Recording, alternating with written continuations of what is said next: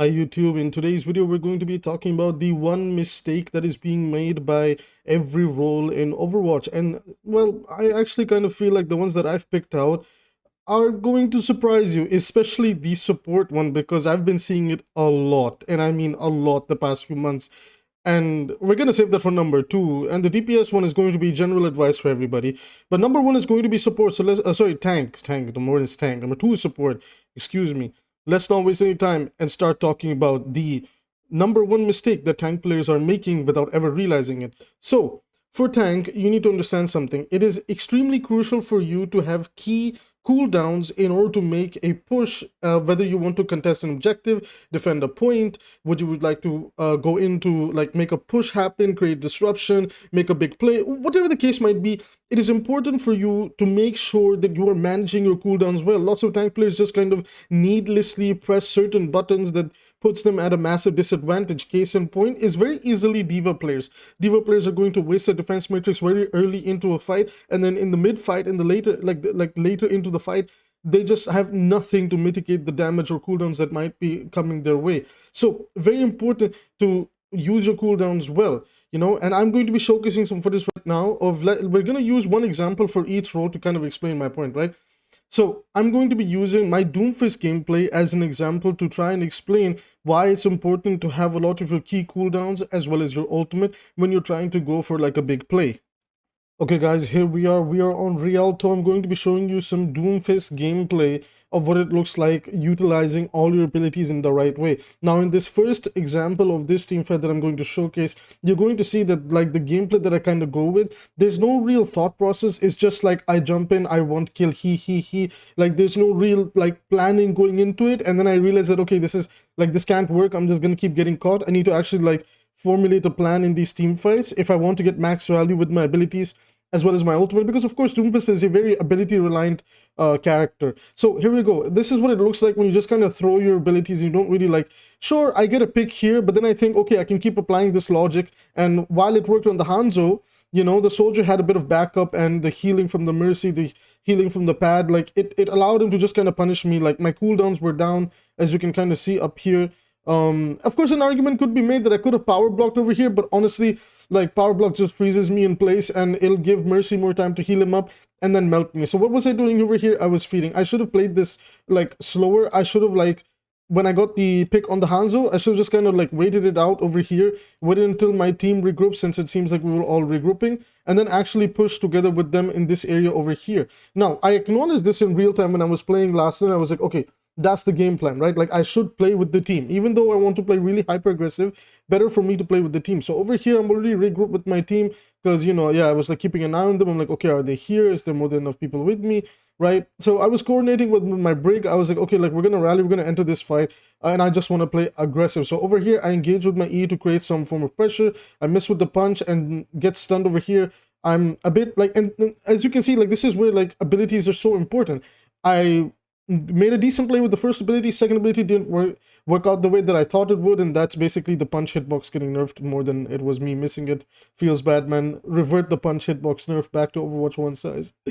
Anyways, my little idiocy aside, the Sigma actually stuns me over here, and I'm like, I gotta ult, you know. So I ult, and you know my brig is gonna like rally over here in just a moment, and I find a pretty good spot to land where I have access to there's squishes that I was like, okay, like I want to pressure this, right? I just want to be able to pressure this.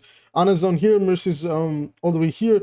It's gonna take a bit of a minute, not a minute, but like it's gonna take a bit for Sigma to catch up to my pace, right? So immediately land, immediately like use this E to travel around, and then I just destroyed the Ana over there, confirmed the elimination on the Mercy, and then I was like, now I can go up onto this soldier, and now he's gonna have a bit of a hard time, you know, walking in. Alongside that, my team kind of walks in nice and casually, and then we're able to take out like the Sigma at the end. As you can see, like, you know, he was just kind of lost. He was like, oh my god, everything is happening so quick, I don't know what to do. So obviously, like this play over here, while I did, you know, have like some mess ups here and there, because I had a proper thought process in how I wanted to utilize my abilities and not just like throw them for the sake of throwing them, I was able to better you know, articulate and take this team fight in a more sensible manner than just, haha, I have ability, I go in, I may get a kill. If yes, I keep going, and then, you know, eventually you get caught with your pants down and you just end up feeding. So a lot of the thought process for tank players is pretty much like that. And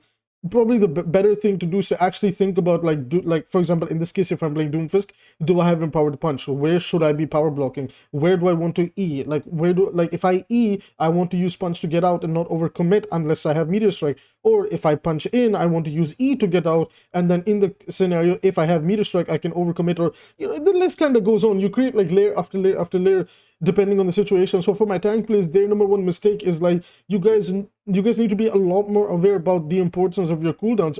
For example, on Reinhardt, you want to think a lot more about your shield, right? Like, depending on your shield health, like, is this like smart to go in? You kind of want to like balance out shield dancing, so you take a bit of damage, the shield takes a bit of damage, and the shield doesn't break, because if the shield breaks, it's down for 3 seconds before it actually starts regenerating HP, and the window for you to get punished is even bigger now. So these are some things to keep in mind when we are playing, you know, the tank role, is that our ability is extremely vital, and we don't want to just like throw them for the sake of throwing them, otherwise we will get caught, right? So better to use abilities with a plan, and then most importantly, make sure that you're facilitating your team with you. Otherwise, if you're just like 1v5ing, like, you will always get, you know, caught. No matter how perfect you play it, like, you will get caught. So always make sure you at least have 1 or 2 people by your side, like, complementing your play. Moving over to the support role, this is where things get really funky. And at the moment, on record, like on the screen that I'm going to show you right now, I only have this one recorded, but my goodness, have I seen this a lot. Support players, a majority of your ultimates are engagement-based ultimates. Like, you want to start a fight with it. For some strange reason, I am seeing so many support players like Mercy's, Kiriko's, Ana's, and even like Brigittas or Moira's, like, they start using their ultimates the second you have won a fight. Like, oh, you're up by 3, you're up by even 4, here comes Valkyrie, here comes a nano boost, here comes a Kitsune Rush. It's just ridiculous. And then if that's not it, what you're going to see is this on your screen right now. Look at this. The Kiriko is watching her teammates die one by one, right? We've lost this fight. Like, she saw 3 people die. She's left with this one final DPS player, and you know what she thinks? She's like, yes, this is the perfect opportunity for me to use my ultimate and what, I guess, lose the team fight in style. Support players, I'm begging you, please stop doing this. Please, it is not worth it. Like, what do you achieve by doing this? Like, pay attention to the kill feed, pay attention to what's going on in front of you. If you have won the team fight, there is no reason to use your ultimate. Save it for the next team fight. Manage your ult economy better for your team and yourself. Like, doing stuff like this is what really holds you back from climbing, you know? So I have more in-depth stuff coming for this in the future, but in the support role, I see this the most. Like, they just, I don't know if it's like a panic ultimate thing, or if it's like, you know, you just panic a little bit internally and then you just like fat finger it or something. But I've been seeing it so much. We've been seeing it on my streams as well. If you guys tune in to my streams on YouTube, we've been seeing these support players just pressing Q without thought process. And I guess same for like tanks and supports. What I'm mostly talking about is have a bit of thought process, right? Like, understand where you want to use these abilities and why. Like, supports, like your ultimates, for example, nano boost, you want to start a fight with it by enabling a DPS to be able to get picks faster. Like, let's say you want to nano blade, you nano the Genji, he goes up and he just like tears the house down, right? You don't want to nanoblade like mid or late fight if you've lost or won the fight, right? You want to start a fight with it. Same thing with Valkyrie. You want to use Valkyrie just as the team fight is starting.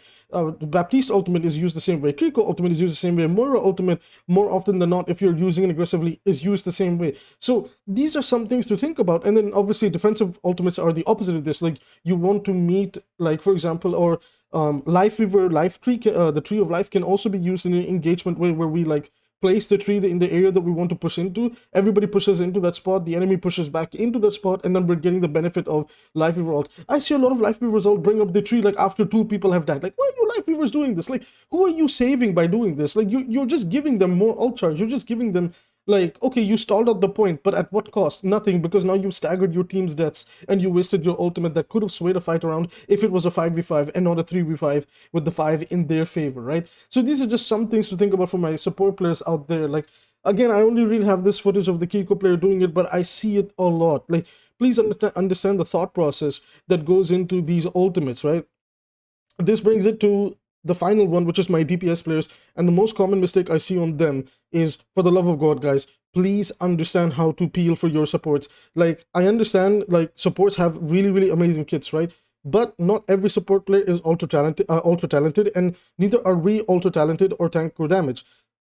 this advice kind of goes even to the tank role. You shouldn't be doing this like permanently, but in a situation where they definitely need the help, turn around and actually peel for them. Okay, like turn around, like force away that Sombra or Tracer that's on them, and then your team fight's going to go much better because that support doesn't have pressure on them. Let's say that team fight does happen and that support is still getting pressured. Well, you never know. That support dies and the team fight is lost because you guys never peeled for your support. So please, please, please peel for your supports. You have to like you have to be there for them. Play close. If you're playing like poke or brawl-ish characters, like have a good distance between you and them. Make sure that you're in a position like that. Okay, like if the enemy team has like a Tracer, a Sombra, Reaper even, or Genji, like am I in a position where just in case if they go for my support first, can I help them out? Have a bit of a checklist. Again, it's all about thought process, guys. Think before you do something in Overwatch, because if the other team is thinking and you're not, you are going to lose more often than not. I promise you that's what's going to happen. We're going to have a lot more in-depth, guides and how to just get better at Overwatch. So if you guys like this type of educational content, please hit the subscribe button. It helps me for free. You don't have to do anything, right, other than that, because it helps me, like, grow the channel, and I get views and I get money for it, and it's free. Like, it's free on YouTube. If you don't like it, well, you can find another content creator. I don't mind. And finally, if you want to support me financially, you can do so by using Super Chat down below. That's where you send in money and that it comes to me, and it helps me put like a nice meal on my desk the next day. So anyways, guys, my little humor and jokes aside, on a side note, if you guys want a lot more educational content, which I'm more than happy to do, then let me know what type of educational content you'd like to see, whether it's coaching, whether it's like reviewing Overwatch League or Overwatch World Cup games, or like teaching people the basics, like like when you try to get your friends into a game and they don't really know what to do, like, hey Abby, can you like talk about, like, can you explain what a poke character is, a hybrid character, like dive or brawl, like what does that look like? I'm trying to explain to my friend, but he doesn't get it. I can do stuff like that. I might do stuff like that without you guys saying it anyway, but if you guys are, I'm trying to give like an idea. If you guys want to see content like that, please let me know down in the comments. I'm more than happy to make it, and I do all of this for free, because it's YouTube and they pay me, not you guys. So I hope you guys enjoy. Anyways, I will see you in tomorrow's video.